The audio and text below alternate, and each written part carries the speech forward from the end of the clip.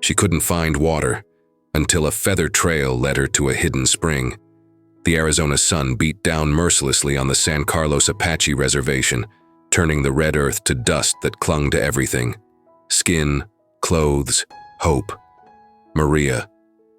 Crow Feather stood on the cracked porch of her grandmother's weathered house, watching the empty water truck disappear down the dirt road in a cloud of brown dust. 3 weeks late again. Shema Sani, she called to her grandmother in Apache, then switched to English. The truck's gone. Driver says the well's running dry again. Inside the small house, 78-year-old Elena Crow Feather sat weaving, a basket from willow strips she'd soaked in their dwindling water supply. Her weathered hands moved with practiced precision, but Maria noticed the slight tremor that hadn't been there a year ago. The diabetes was getting worse, and without consistent water for proper hygiene and medication management, everything became more complicated. "That's the 3rd time this month," Elena said, her voice carrying the weight of too many disappointments. "When I was your age, we knew where every spring was, every hidden water source. Now," she gestured toward the window where the Bureau of Indian Affairs housing development sprawled across what used to be pristine desert. Maria walked to the kitchen sink and turned the faucet handle. A few brown drops emerged, then nothing. At 26, she'd grown up straddling 2 worlds, her Apache heritage and modern America. But moments like this made the divide feel impossible to bridge. She worked as a social worker for the tribal government, helping families navigate federal assistance programs. But she couldn't even solve her own family's water crisis. "The community meeting's tonight," Maria said, filling a plastic jug from their emergency supply. "Senator Morrison's supposed to be there with some solution." Lena snorted. "Politicians come and go, the earth remains, but we've forgotten how to listen to her." The afternoon heat was oppressive, and Maria decided to drive to her cousin Danny's house to see if his family had better luck with their water. Delivery. The reservation stretched endlessly under the brutal sun, dotted with mobile homes, small houses, and the occasional traditional dwelling. Children played in yards where dust had replaced grass, their laughter a bright contrast to the harsh landscape. Danny Begay was sitting in the shade of his Ramada, repairing a saddle.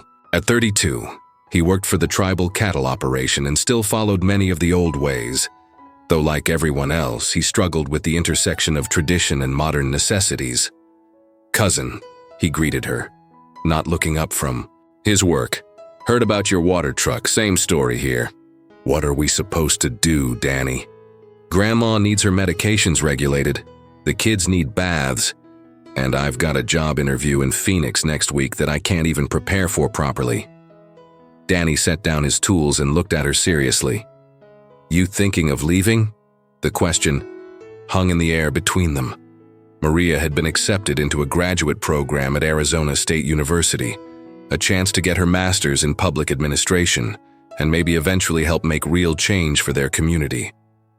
But it would mean leaving Elena, leaving the reservation during its time of greatest need. "I don't know," she admitted. "Part of me thinks I could do more good from the outside, working within the system, but part of me feels like I'd be abandoning everyone." "The old people say water finds a way," Danny said. "Maybe you need to trust that." As evening approached, Maria drove back home, stopping at the community center where people were already gathering for the meeting.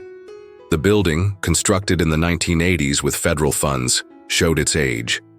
Folding chairs were arranged in neat rows facing a small stage where local officials would present whatever new promises had been made. But walking through the parking lot, Maria noticed something odd. Scattered across the ground were feathers. Not just any feathers, but the distinctive black and white tail feathers of a red-tailed hawk. She'd grown up hearing her grandmother's stories about signs and messages from the natural world, but she'd always attributed them to generational wisdom rather than literal truth. Still, she bent down and picked up one of the feathers, its surface still pristine despite lying in the dust. The community meeting had been another exercise in frustration.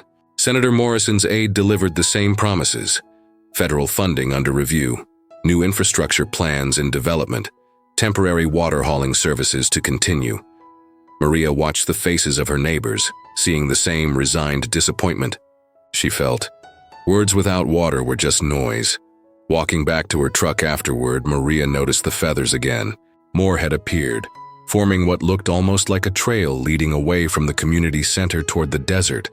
She'd grown up rational, scientific in her thinking. It came with the social work training. But something about the perfect placement of the feathers, the way they seemed to catch the last rays of sunlight, made her pause. Elena was waiting on the porch when Maria got home, her medication laid out on a small table beside her chair. How was the meeting? Same as always. Lots of talk, no solutions. Maria sat down heavily beside her grandmother, pulling the feather from her pocket. Shima-sani, I found this at the community center. There were others too, like someone had scattered them deliberately. Elena took the feather, turning it over in her weathered hands. Her eyes, clouded slightly with cataracts but still sharp with intelligence, studied the patterns of black and white. Redtail, she said simply. Messenger bird. When I was young, my grandmother told me that hawks appear when we need to see from a higher perspective. She handed the feather back to Maria. Where were the others? Scattered around the parking lot, but they seemed to form a pattern, a line pointing toward the old section. The old section was what they called the part of the reservation that had been least developed, where a few traditional families still maintained more traditional dwellings, and where the BIA had done the least amount of improvement over the decades. Elena was quiet for a long moment, then she stood with some effort. Come inside, I want to show you something. In the bedroom she shared with Maria, Elena pulled out an old wooden box from beneath the bed. Inside were photographs, documents, and what looked like hand-drawn maps on pieces of bark and hide. Your great-great-grandmother, Ayana, she made. These, Elena said, carefully extracting a piece of bark with intricate markings. Before the government moved us here, our family lived in the mountains. These are maps of the sacred places, the hidden places, the places where water lives. Maria studied the bark map, noting symbols she didn't recognize alongside geographical markers that did look familiar. Grandma, do you think any of these places still exist? The government took the mountains, but they couldn't take all the secrets. Some places they're too remote, too hidden, but finding them, Elena trailed off. It takes more than maps, it takes listening. That night, Maria lay awake thinking about the feathers, the maps, and her grandmother's words. Outside, the desert was alive with sounds most people never noticed. The call of nighthawks, the rustle of kangaroo rats, the distant howl of coyotes. As a child, Elena had taught her to identify these sounds, to read the desert's moods and messages. But somewhere along the way, in college and career building, she'd stopped listening. The next morning, Maria woke before dawn.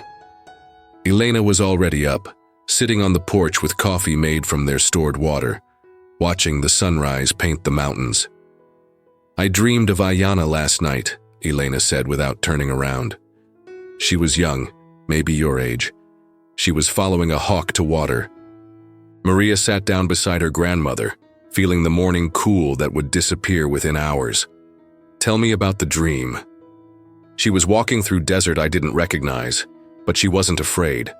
The hawk kept landing on certain rocks, certain trees.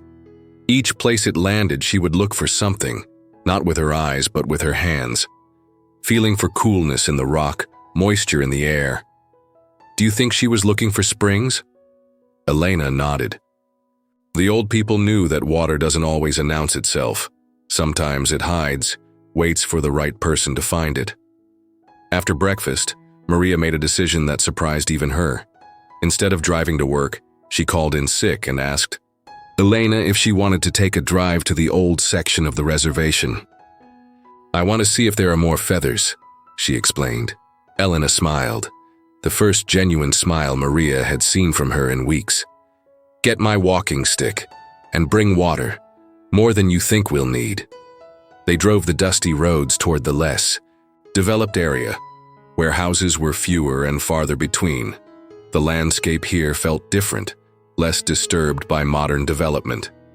Ancient saguaro cacti stood like sentinels, and the rock formations looked more natural, less affected by construction and road building. As they drove, Maria kept her eyes on the roadside. Sure enough, about 2 miles from the community center, she spotted another cluster of feathers near a small wash that cut through the desert. "Stop here," Elena said. They got out of the truck, and Maria helped her grandmother down into the wash. The sandy bottom showed signs of water flow, though it had been dry for months. But Elena wasn't looking at the sand. She was looking at the rocks, running her hands along the stone walls of the wash. "Feel this," she said, guiding Maria's hand to a section of rock that looked no different from the rest. But it was different. The stone was cooler, and when Maria pressed her ear against it, she could swear she heard something.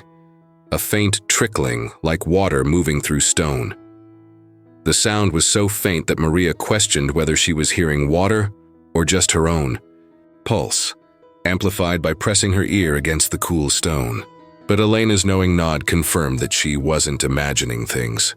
"The Apache have always known that water travels in secret paths," her grandmother said, running her weathered fingers along the rock face. "Your great-great-grandmother's maps. They don't just show where water sits on the surface. They show where it moves underneath."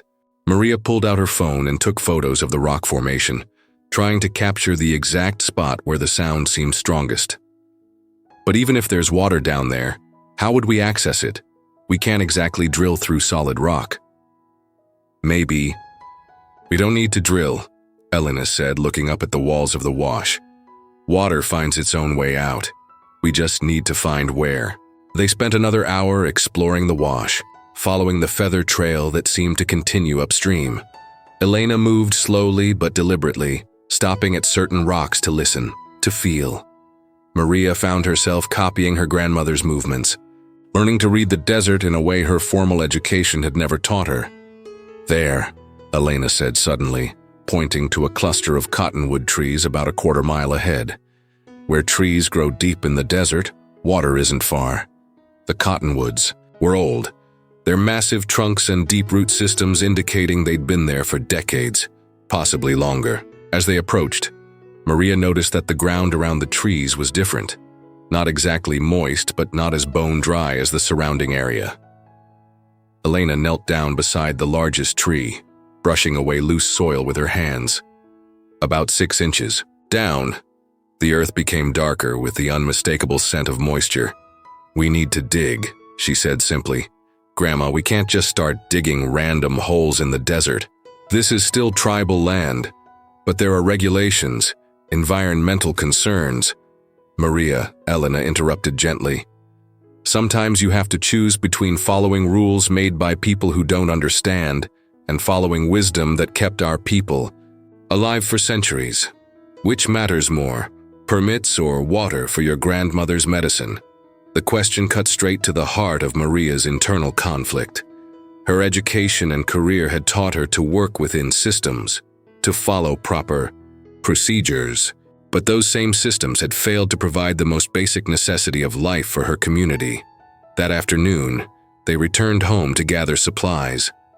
Maria found herself moving in a strange space between skepticism and desperate hope. The rational part of her mind cataloged all the reasons this was unlikely to work. The geology reports she'd read about the reservation, the failed well attempts by the BIA, the simple fact that if water was so easily accessible, someone would have found it already. But watching Elena prepare with quiet confidence, gathering traditional digging tools, filling water containers, packing food, Maria felt something she hadn't experienced in months: genuine hope. Danny arrived just as they were loading the truck. "Cousin, heard you two were out in the old section today. Everything okay?" Maria explained about the feathers, the sounds in the rock, the moisture under the cottonwoods. Danny listened without judgment, which she appreciated. Many of their generation struggled with balancing traditional knowledge and modern skepticism. "You want help?" he asked simply. "You don't think we're crazy?" Danny shrugged. "Crazy would be sitting here waiting for the government to solve our problems. At least you're doing something." The three of them returned to the cottonwood grove. As the afternoon heat began to subside, Elena directed them to start digging near the largest tree, about 3 feet from the trunk. The ground was hard-packed on top, but as Danny's shovel bit deeper, the soil became easier to work. 2 feet down, the earth was noticeably darker and cooler. Maria found herself holding her breath as Danny's shovel struck something that wasn't dirt, a flat stone that rang with a hollow sound. "Careful now," Elena said. "Move the stone, don't break it." Together, Maria and Danny worked to lift the stone, which was larger than it had initially appeared. Underneath was a space, not exactly a cave, but a natural hollow in the rock formation. And at the bottom of the hollow, reflecting the last rays of daylight, was water. Not a gushing spring, but a steady seepage from the rock walls, collecting in a natural basin about the size of a bathtub. The water was clear, and when Elena cupped some in her hands to taste, she nodded approvingly. Good water. Clean water. Not enough for the whole reservation, but enough for families who know how to find it. Maria stared at the hidden spring, feeling a mixture of triumph and overwhelming responsibility. They'd found water, but now what? How many people could they tell? How long would it last if word got out? And how did this discovery fit into her larger questions about her future, her education, her role in the community? As they carefully replaced the stone and disguised their digging, Elena seemed to read her thoughts. Finding water is just the first step, she said. Learning to protect it, to share it wisely, to keep it flowing, that's the harder lesson. The drive home was quiet, each of them processing what they'd discovered. But as they approached the community center, Maria noticed something that made her heart sink. A white government SUV was parked outside, and she could see men in suits talking to several tribal council members. "Drought assessment team," Danny said grimly. "Heard they were coming to evaluate whether our water situation qualifies for emergency federal assistance." Maria felt the weight of choice settling on her shoulders. They'd found water using traditional knowledge and community effort, but should they report it to the authorities? Would that help their community, or would it result in the spring being taken over, regulated, possibly contaminated by well-meaning but destructive government intervention? That night, Elena made a decision that surprised Maria. She called a meeting, not with the tribal council or government officials, but with a small group of elder women who still remembered the old ways and a few younger community members who could be trusted with secrets. The meeting took place in Elena's small living room, with women ranging in age from 28 to 85, crowded onto folding chairs and cushions on the floor. Maria recognized most of them, her grandmother's longtime friends, cousins from different parts of the reservation, and a few younger women who had shown interest in traditional knowledge and practices. Elena spoke first in Apache, explaining about the feather trail, the hidden spring, and the choice they now faced. Maria watched the faces around the room, seeing understanding dawn in the older women's eyes and curiosity mixed with skepticism in the younger ones. "My granddaughter found something our ancestors always knew was there," Elena said, switching to English for those who were more comfortable with it. "But finding it brings responsibility. We have to decide, do we share this knowledge with everyone, or do we protect it by sharing it carefully?" Sarah Tohono, an 85-year-old woman who lived alone but remained fiercely independent, spoke up.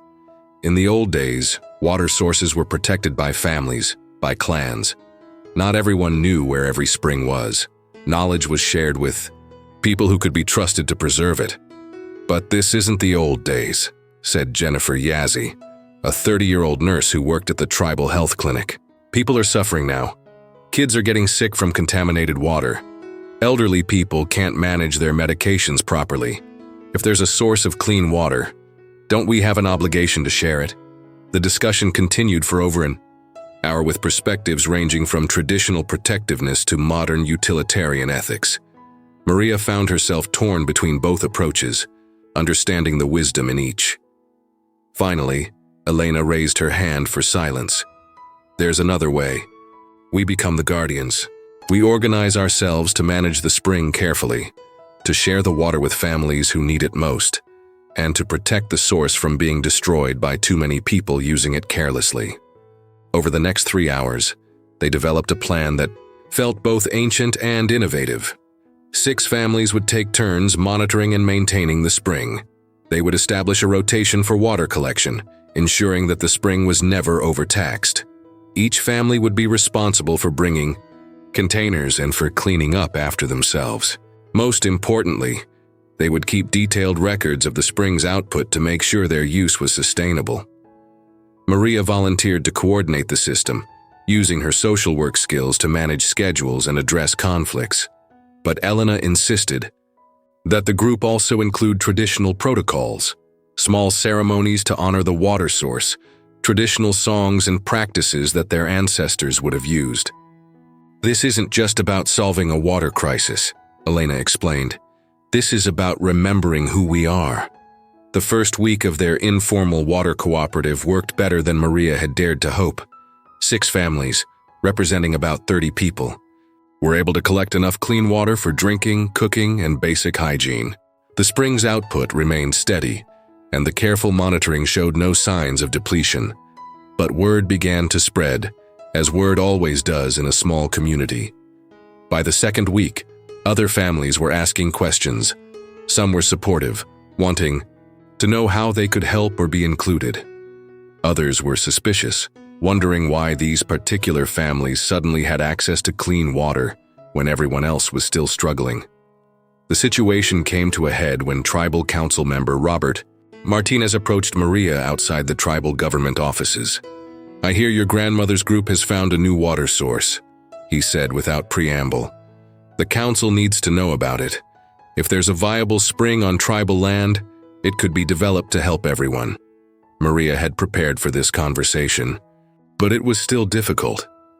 "Mr. Martinez, with respect, we've seen what happens when the BIA develops water sources. They drill wells that run dry in 2 years, or they build systems that break down and never get repaired. That's not fair, Maria. The tribal council works hard to balance traditional values with modern needs. But we can't have secret water sources that only benefit certain families. It's not secret, it's carefully managed. There's a difference." Martinez frowned. "You know I respect your grandmother, and I know you're trying to help your community. But this kind of exclusive access creates divisions.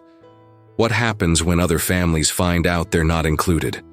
What happens when the federal drought assessment team hears about a water source that wasn't reported?" That night, Maria couldn't sleep. She walked out into the desert behind her grandmother's house, looking up at stars that seemed impossibly bright in the clear, dry air. The weight of leadership felt heavier than she'd expected. Every choice seemed to create new problems, new conflicts between competing values that were all legitimate. Elena found her there an hour later, moving slowly but steadily across the rocky ground. "Can't sleep either?" she asked. "I don't know if we're doing the right thing, Grandma. Maybe Martinez is right. Maybe we should turn the spring over to the tribal council. Let them manage it officially." Elena was quiet for a long moment, listening to the night sounds of the desert. "When I was young, there was a spring near where the high school is now. My family had used it for generations. Then the government decided to improve it, to make it available to more people. They brought in machines, concrete pipes. Within 2 years, the spring was dead. They had changed the underground flow, disrupted something they didn't understand. But what if we're being selfish? What if other families really need this water? Then we include them, carefully, with the same protections, the same responsibilities. But Maria, once you give something to the government, you lose control over how it's used. You lose the ability to protect it." Standing in the desert night, Maria realized that her grandmother was teaching her something that went beyond water management. She was learning about sovereignty, not just political sovereignty, but the sovereignty of knowledge, of traditional practices, of communities taking responsibility for their own survival. The next morning, she called a larger meeting. 23 people gathered at the community center on a Tuesday evening, representing different families, age groups, and perspectives. Within the community, Maria had carefully invited people she knew could be trusted with sensitive information, but she'd also made sure to include some voices that might challenge their approach. Elena opened the meeting in Apache, offering a traditional prayer of gratitude for water and guidance. Then Maria stood to address the group in English. "We're here because our community is facing a crisis and we've found a partial solution. But solutions create new challenges, and we need your wisdom to move forward responsibly."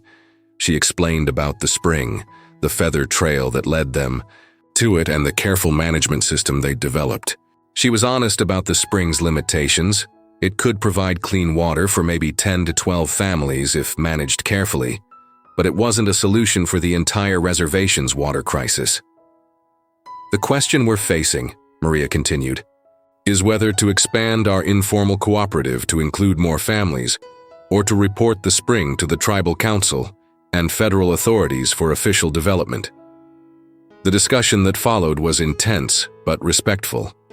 Robert Martinez was there, along with 2 other tribal council members, and they made their case for official management. Jennifer Yazzie spoke passionately about the health needs of families still without clean water. Danny and several other younger community members supported the careful expansion of the cooperative. But it was Elena's contribution that shifted the conversation in an unexpected direction.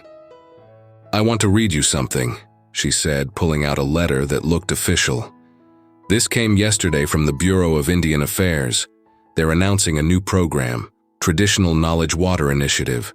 They're looking for tribal communities that want to pilot projects combining traditional ecological knowledge with modern water management."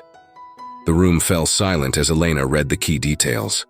The program offered federal funding for community-managed water projects, technical support that respected traditional practices, and legal protections for indigenous water sources. Most importantly, it allowed tribal communities to maintain control over water resources while accessing resources for sustainable development. "They're accepting applications through next month," Elena continued. "But they want detailed documentation of traditional knowledge, community support, and evidence that the approach is already working."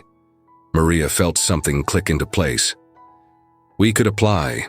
Document what we've learned about following traditional signs to find water, show how our cooperative management system works, and use federal support to expand it sustainably." Martinez leaned forward. "That could work. If we can demonstrate successful model here, it might be applicable to other parts of the reservation. And federal recognition of traditional water management practices could set important precedents for tribal sovereignty." Over the next 2 hours, they developed a plan that felt like a genuine synthesis of different approaches. They would expand the Spring Cooperative to include 4 more families, with each new family sponsored by an existing member who would teach them the protocols and responsibilities. They would document the traditional knowledge that led to the Spring's discovery, working with Elena and other elders to record the stories, songs, and practices associated with water finding. Most importantly, they would apply for the federal program not as individuals, but as a community, with the tribal council's support, but under community management. Maria found herself appointed as the project coordinator, a role that would require her to balance her social work skills with traditional knowledge, federal bureaucracy with community needs. It meant postponing her graduate school plans, but for the first time in months, that didn't feel like a sacrifice. 3 months later, Maria stood beside the cottonwood trees where they'd first discovered the spring, watching as federal hydrologists took water quality samples while Elena explained the traditional methods for finding underground water sources. The contrast could have been jarring, scientific instruments next to traditional knowledge, but somehow it felt right. The spring had been flowing steadily, supporting 12 families without any sign of depletion. More importantly, the success had inspired other community members to work with elders to recover traditional knowledge about water sources, medicinal plants, and sustainable land management. "The feathers led you to water," Elena said, joining Maria beside the largest cottonwood. "But the water led you to something bigger." Maria nodded, thinking about the federal grant they'd received, the water security they'd created for their families, and the model they were developing for other tribal communities facing similar crises. But mostly, she thought about the night. She'd first followed a trail of feathers into the desert, trusting traditional knowledge she'd almost forgotten. Shima Sani, she said, using the Apache term for grandmother that felt more natural now than it had in years. Do you think great-great-grandmother Ayana knew her maps would lead to this? Elena smiled, her weathered face creasing with deep satisfaction. I think she knew that water always finds a way, and sometimes, if we're very lucky, we learn to flow with it. As the sun set over the reservation, painting the desert in shades of red and gold, Maria could hear the subtle sound of water moving through stone, following ancient paths toward the surface. Tomorrow there would be more meetings, more planning, more challenges to navigate between traditional wisdom and modern systems. But tonight there was clean water for her community, and the knowledge that sometimes the most important discoveries come not from rejecting the old ways or embracing only the new, but from learning to listen to both the wisdom of ancestors and the needs of the present moment. The spring flowed on, patient and persistent, carrying with it the hopes of a community that had learned to trust both the ancient knowledge of following feathers and the modern skills needed to protect what they'd found.